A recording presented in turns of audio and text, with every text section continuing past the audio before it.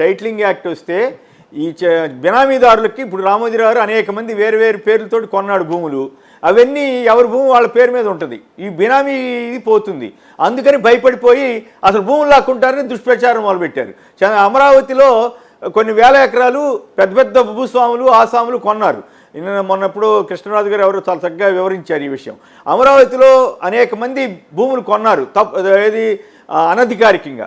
అవన్నీ ఇప్పుడు బయటకు వస్తే వాళ్ళ కుంభకోణాలన్నీ బయటకు వస్తాయని భయపడి ఇలాంటి అబద్ధ ప్రచారాలు చేస్తున్నట్లున్నారు. ఎవరి భూమి వాళ్ళకి మరింత రక్షణ కల్పించేందుకే అనేది ప్రధానంగా ఆ చట్టం ఉద్దేశం. అది కేంద్ర ప్రభుత్వం తీసుకొచ్చిన చట్టం, జగన్ గారు తీసుకొచ్చింది కాదు. జగన్ గారు దాన్ని ప్రజలకు మరింత మేలు చేయడం కోసం తీసుకొస్తే ఆయన మీద ఈ రకమైనటువంటి దుష్ప్రచారం చేయడం దుర్మార్గం.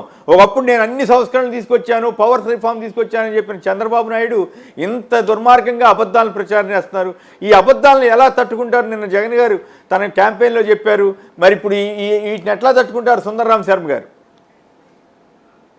కేసర్ గారు, మీకు పురుషోత్తం రెడ్డి గారికి నమస్కారం. ఒకటి, ఇవాళ ల్యాండ్ టైటిలింగ్ యాక్ట్ అనేటువంటిది లేకపోయేటట్టుదే ఇవాళ మనం పేపర్లో మీరు చెప్పినట్టుగా ల్యాండ్ గ్రాబింగ్ అని చెప్పారని రెండో సంతకం పెడతాడట చంద్రబాబు నాయుడు గారు. లేని చట్టం మీద సంతకం పెడతాడట రద్దు చేస్తున్నట్టుగా. అంటే నాకు ఇప్పుడు అదొకటి గుర్తొస్తోంది.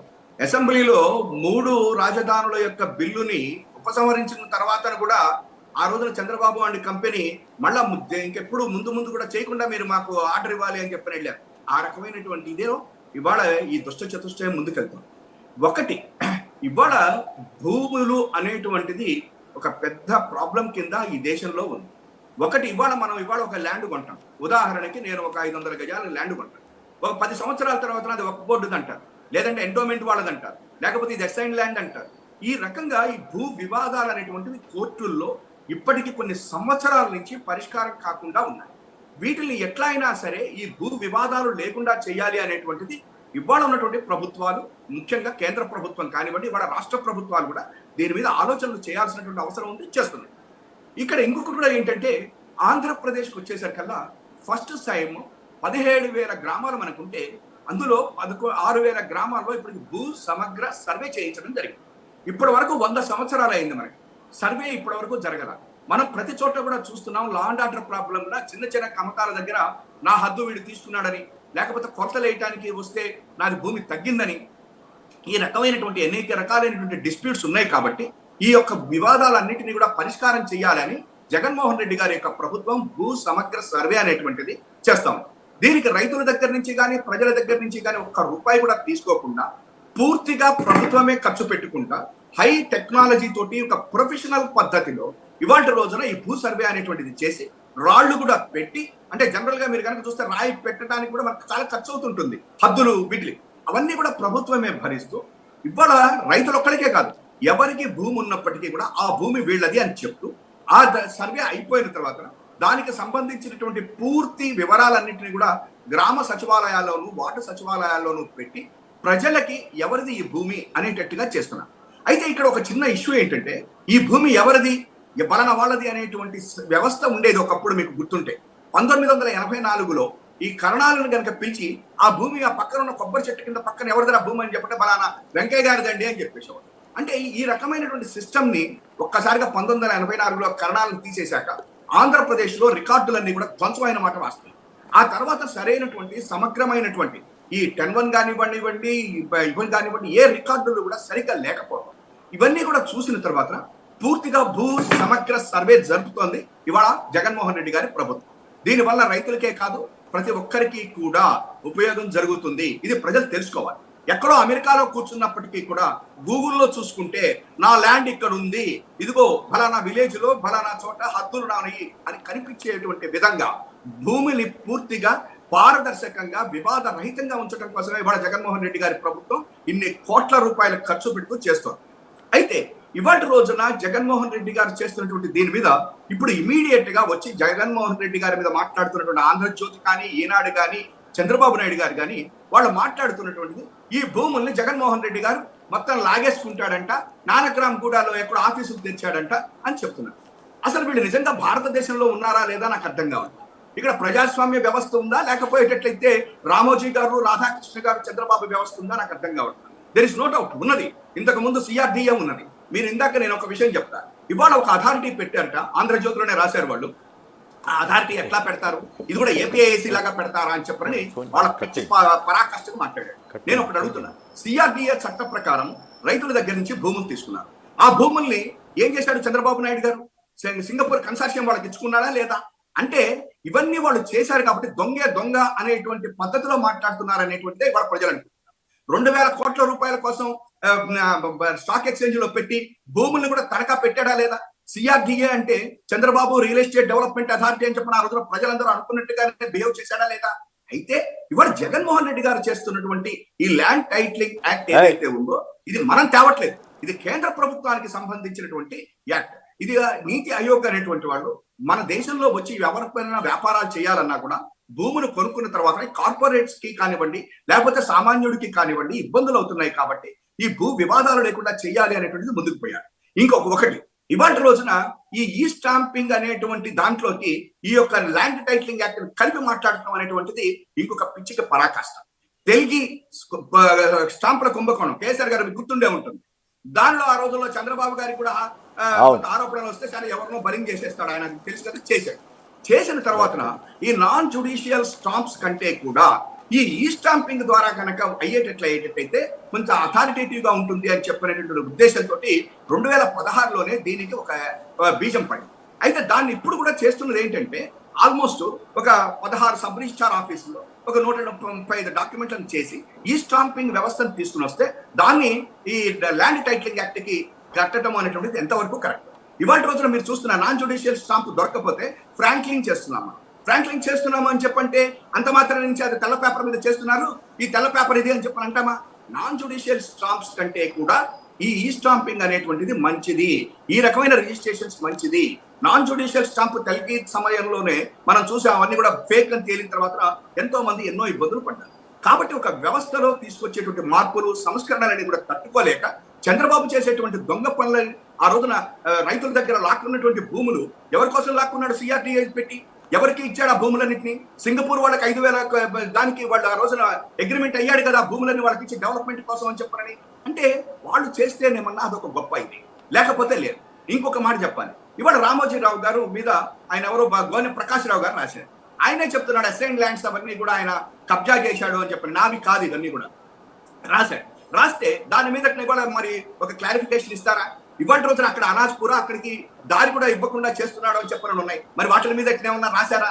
అసలు ఇవాళ రోజున విశాఖపట్నంలోనే చంద్రబాబు నాయుడు గారి సమయంలోనే అయ్యన్న పాత్రుడు గారు ఈ భూముల మీద కుంభకోణం మా వాళ్లే ఇందులో ఉన్నారు, ఈ గంజాయి అమ్ముకునేటువంటి బ్యాచ్ కూడా మా వాళ్లే అనేటువంటి ఇదిలో మాట్లాడినప్పుడు మరి చంద్రబాబు నాయుడు గారు ఆ రోజు భూముల మీద సిట్టేశాడు కదా, మరి ఎందుకు ఆ రోజున ఇవాళ విశాఖలో జరుగుతున్నాయి పెద్దిరెడ్డి గారు సుబ్బారెడ్డి గారు అని ఇష్టం వచ్చిన పేర్లు చెప్తున్నావే? అసలు నీ పేరే ఉంది కదా అక్కడ ఆ రోజున పవన్ కళ్యాణ్ మన ఆయన అయ్యన్న పాత్రుడు గారు చెప్పినట్టు నీ పార్టీ వాళ్లే కదా చెప్పింది, మరి దానికి ఏమంటావు? ఇంకొకటి కూడా చెప్తున్నా, ఇవాళ రోజున ఈ భూములు అనేటువంటి దాని మీద ఈ సమగ్రమైనటువంటి భూ సర్వేలే కాకుండా లిటిగేషన్ లేకుండా ముందుకెళ్లాల్సినటువంటి అవసరం ఉన్నది. దానికి ఇవాళ జగన్మోహన్ రెడ్డి గారు చేస్తున్నారు. ఇంకొకటే చివరిగా చెప్పాలి, ఇవాళ రోజున ఏం మాట్లాడుతున్నాం మనం, జగన్ గారు లాక్కుంటాడు అని చెప్పాను. అసలు కోర్టులకి సమయమే లేదు అని చెప్పాను. నిజంగా ఈ ఆంధ్రజ్యోతి ఆయన ఒక మాట మాట్లాడుతున్నారు, ఆంధ్రజ్యోతిని ఒక 5 నిమిషాలు పిలవండి అని చెప్పాను. అంటే రాధాకృష్ణ గారిని పిలిచేసి కూర్చోబెట్టి మాట్లాడుతుంటారన్నమాట చంద్రబాబు నాయుడు గారి లాగా. అంటే ఆయన మాట్లాడుతుంటాడు కదా ఉద్యోగస్తుల ఆడకి ఎందుకంత జీతాలని చెప్పని ఆ బూతులు అవన్నీ మాట్లాడుకున్నట్టుగా జగన్మోహన్ రెడ్డి గారు ఇట్లాంటి వాళ్ళని ఎంటర్టైన్ చేయడు. వీళ్ళకి పావల మెదడులో ఉండదు, కానీ 30 మాటలు మాట్లాడతారు. ఈయన చెప్తున్నాడు కోర్టుల ప్రమేయం లేకుండా చేస్తారా అని అడుగుతున్నాడు. అసలు ఇది భారతదేశ వ్యవస్థలో ఉన్నారా లేదా అని అడుగుతున్నాడు. ఇవాళ ఈ దేశంలో ఏ చట్టం తీసుకువచ్చినా, ఇవాళ ఏ చట్టం ఈ ప్రభుత్వాలు చేసినా అవి కనుక భారత రాజ్యాంగానికి కనుక వ్యతిరేకంగా ఉంటే, అన్కాన్స్టిట్యూషనల్ గా కనుక ఉంటే న్యాయస్థానాలు ఇంటర్ఫేర్ అవుతాయి. ఇవాళ ఒక రోజున కనుక ఈ సివిల్ కోర్టులకి ఇవాళ రోజున లేకుండా డైరెక్ట్ గా హైకోర్టుకి వెళ్ళాలి, ట్రిబ్యునల్ పెట్టారు అనేటువంటిది ఇవాళ చాలా విషయాల్లో ఉన్నాయి. ఉదాహరణకి చాలా ఇండిపెండెంట్ కటెన్స్ ఒక ఇదిలో ఉన్నటువంటి వాటికి డైరెక్ట్ గా హైకోర్టుకి వెళ్ళేటువంటి అవకాశాలు కూడా ఇవాళ ట్రిబ్యునల్స్ ఉన్నాయి. ఆ ట్రిబ్యునల్స్ ప్రకారం ఆయన పెట్టినప్పుడు ఇవాళ ఈయన అడుగుతున్నాడు కోర్టులకి ప్రమేయం లేదా అంటే, నిజానికి వీళ్ళకి ఏ రకమైనటువంటి మైండ్ సెట్ ఉందో అర్థం కావుతారు. ఈ దేశంలో ఏ చట్టం చేసినా అది అన్కాన్స్టిట్యూషనల్ అని కనుక భావిస్తే న్యాయస్థానాలు ఇంటర్ఫేర్ అవుతాయి. రాధాకృష్ణ గారు మీరు తెలుసుకోండి. నెంబర్ 1. నెంబర్ 2 ఇంకొకటి వచ్చేసరికి అంటే అట్లా కాదు కదా, ఒక సెకండ్ సార్, అసలు తెలియనానికైతే చెప్పొచ్చండి, తెలియనట్లు నటించి జనాన్ని మోసం చేయాలనుకునే వాళ్ళకి ఇట్లాగే ఉంటాయి కదా. అది అసలు ఒక్కటే సమస్య సార్. ఏంటంటే ఆయన వాళ్ళ ఆస్తి యొక్క ఆస్తులకు సంబంధించి బినామీ ట్రాన్సాక్షన్స్ అన్ని వాళ్ళ ఆస్తులకు సంబంధించి బినామీ ట్రాన్సాక్షన్స్ అన్ని బయటపడిపోతాయనేటువంటి ఒక భయంతో వాళ్ళు కొనుగోలు చేసినటువంటి అక్రమాస్తుల వివరాలన్నీ బయటకు వస్తాయనే భయంతో జనం మీద పడి అబద్ధాలు చెబుతున్నారు చంద్రబాబు, రామోజీ, పవన్ కళ్యాణ్.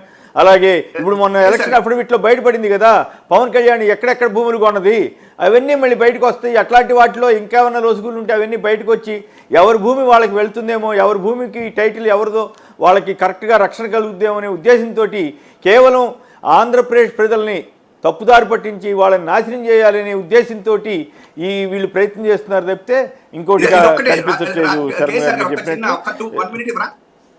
చెప్పినట్టు ఇప్పుడు మీరు అన్నట్టుగా నేను ఒకటి చెప్పండి. మన రైతులకి ఇచ్చే భూముల్ని ఏం చేశాడు, తన అస్మదీయులందరికీ కూడా 50 లక్షలకి ₹1,00,00,000 ఎకరం ఇచ్చుకుని మళ్ళా సెంట్రల్ గవర్నమెంట్ వాటిలన్నింటికీ కూడా ఏమన్నా ₹1,00,00,000 వసూలు చేశాడనే కదా ఆ రోజున కాకు తప్పు పట్టింది. సరైనటువంటి రేటు లేదని చెప్పని పెట్టింది కదా. ఇది ఒకటి. ఇంకొకటండి, ఇవాళ ఆంధ్రజ్యోతి వాళ్ళు రాసింది చాలా ఇంపార్టెంట్. ఇది ఏంటంటే ఆంధ్రప్రదేశ్ ఎస్టేట్ రద్దు చట్టం 1948లో వచ్చింది. ఎస్టేట్లు రద్దయి ఆ భూములపై రైతువారీ పట్టాలు ఇచ్చేందుకు ఈ చట్టం ఉపయోగపడుతుంది. చట్టం వచ్చి 76 ఏళ్ళు అవుతున్నా ఎస్టేట్ కేసుల విచారణ సాగుతోంది. అంటే ఇదే కదా ఇవాళ చెప్తుంది మనం. ఈ రకంగా ఎప్పుడో 76 ఏళ్ళు వచ్చినాయి. 76 ఏళ్ల తర్వాత కూడా ఈ భూ వివాదాలు ఉండకూడదు అనేటువంటిదే కదా ఇవాళ సమగ్ర భూ సర్వే జగన్మోహన్ రెడ్డి గారు చేస్తున్నారు. ఇప్పటికైనా కూడా మన రాధాకృష్ణ గారికి కొంచెం మైండ్ ఉందా లేదా నేను డైరెక్ట్ గా అడుగుతున్నా. ఇంకొకటి చెప్తున్నాను సార్, ఇంకొకటి దయచేసి. ఆంధ్రప్రదేశ్ ఇనామ్ అబాలిషన్ చట్టం 1956లో వచ్చింది. ఇప్పటికే ఈ కేసుల విచారణ సాగుతోంది. ప్రతి జిల్లాకు ఒక ఇనాం టీడీని ఏర్పాటు చేసి కేసుల విచారణ చేస్తూ రైతులకు న్యాయం చేస్తున్నారు అంటారు. ఎప్పుడు వచ్చింది ఇది? 1956 దగ్గర నుంచి ఈ రోజు వరకు రైతులు కోర్టుల చుట్టూ తిరుగుతున్నారు, కోట్ల రూపాయల ఖర్చులు పెట్టుకుంటున్నారు. ఈ రోజు కూడా వివాదాలు పరిష్కారం కావట్లేదు. అదే కదా నేను జగన్మోహన్ రెడ్డి గారు చెప్పారు. ఆ రకంగా జరగకుండా ఉండటం కోసమే భూ సమగ్ర